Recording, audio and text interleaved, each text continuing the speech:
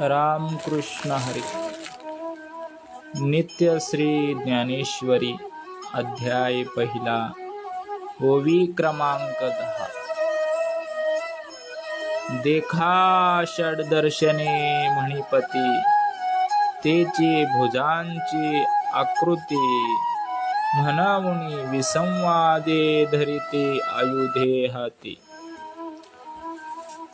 गणपतीचे 6 हात ही 6 शास्त्रे होत, म्हणून त्यातील विविध प्रकारचा अभिप्राय ही त्या हातातील वेगवेगळी शस्त्रे होत.